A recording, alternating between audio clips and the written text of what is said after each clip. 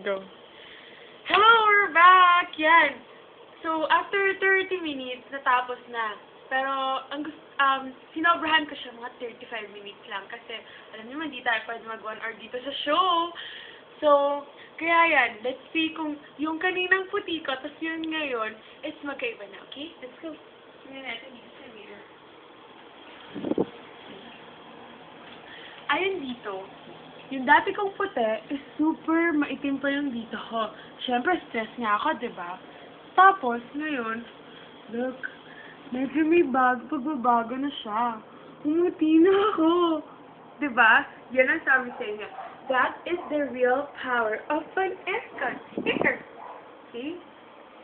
Ngayon, in-interview ko kanina. Habang nag-break tayo, in-interview ko kanina yung mismong may-ari nitong aircon shop. Sabi niya sa akin na aircon was discovered a long time ago. Pero, for this year lang nila na-discover yung paggamit ng aircon as a facial. Okay? Yung paggamit ng aircon, hindi lang siya pangpalamig or what, puputi din siya. Kaya without the use of glutathione, talagang puputi ka na. See the difference? So, ano pang hinihintay nyo? Bili na kayo ng aircon. Kahit anong tatak ng aircon, Carrier, kahit anong tatak ng aircon. Basta lagi yung air nakatutok sa face nyo, lalo kayong puputi. Hindi na kailangan ng glutathione.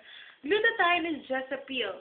A pill or a medicine that you don't know or hindi mo alam kung gaano kadami yung dosage na lagay doon. You remember yung merong isang case na magsasampa ang kaso dahil na sobra ng dosage?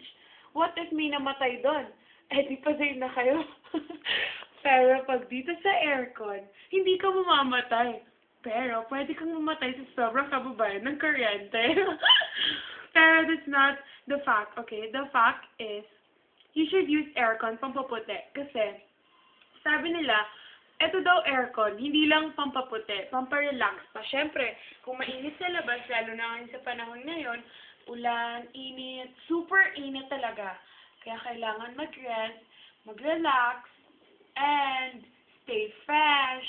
Kaya, they discovered a new way to look you fresh and to look you whiter. That's the aircon. Air is for aircon. Usual. Bye! Until next time! Basta, nood uli kayo next Saturday dito lang sa programa mo ang K na K! Bye! By the way, I want to thank all my sponsors, Sony BMG, Samsung Electronics Philippines, Clear Water, and Wade Shoes, Converse, Skechers, Boom, Jag Girl, Dr. Manian Pai Kalayan, Dr. Vicky Bello, Shoebiz, Shoes, and Human. Okay? Bye!